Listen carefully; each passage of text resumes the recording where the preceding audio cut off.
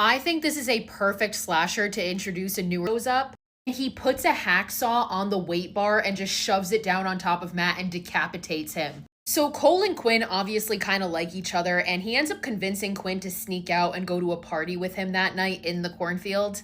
Two of them run off and start to hook up in a shed, but Cole gets really uncomfortable, so Quinn leaves. She runs into Janet and Ronnie, and they watch as this girl stumbles out of the cornfield with an arrow in her back and collapses. At first, they think it's a joke until Friendo comes out of the corn with a crossbow and starts attacking everybody. So everybody is trying to run away as Friendo is shooting arrows at them when suddenly Russ shows up and shoots Friendo with his shotgun and kills him. And they think they're safe until suddenly like 10 other Friendos emerge from the cornfield. You got Friendos with chainsaws, you got Friendos with axes, they're fucking everywhere and the group is surrounded. Rust is able to shoot at another Friendo and literally blows his hand clean off.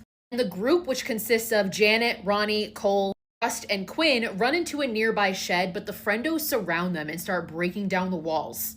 Rust and Cole are arguing as they're trying to figure out the next move, and at this point we understand that they were together before. And Quinn is like, oh, that makes sense. But they find a tunnel in the shed that leads out into the field.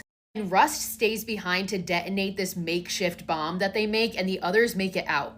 They eventually stumble out into the road where they see a car coming, and it ends up being the sheriff, but he doesn't believe them and he arrests Cole. Now, as this has all been going on, we see that Quinn's dad has realized that she's not home, so he went to go find her, but he has been ambushed by another Friendo. He brings him into his doctor's office where he finds the other Friendo that's had his hand blown off, and he forces Glenn to work on him so he doesn't die. But Glenn is way smarter than these fucking idiots, and he manages to distract the Friendo that is holding him at knife point and stab him in his neck with his own knife. So the three girls run back into the cornfield because they know there's a house not far and they're going to try and make it there. But sure enough, the Friendos find them. One of them cuts through Ronnie with his chainsaw and kills her.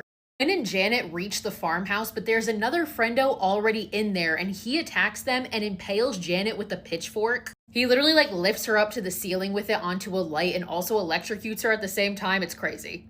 Quinn manages to kill that Friendo, but then she gets into a car outside that's only stick shift, which she can't drive, and 3 other Friendos capture her. When Quinn wakes up, she is in what's remaining of the Bay Pen factory, surrounded by Friendos. It's at this point the Friendos reveal themselves. And the main one, who is the ringleader of all of this, is Cole's dad, the mayor, Arthur Hill. Another one is the sheriff. Another one is the teacher that had hated the kids earlier. Everybody in the town is involved in this. And Arthur reveals that the reason that they're doing this is because they know that the kids were responsible for the factory burning down. And that place was the livelihood for a lot of citizens of Kettle Springs. They reveal that they have a noose tied to Cole, and the plan is that they are going to make it look like a murder-suicide, like Cole killed Quinn and everybody else and then killed himself.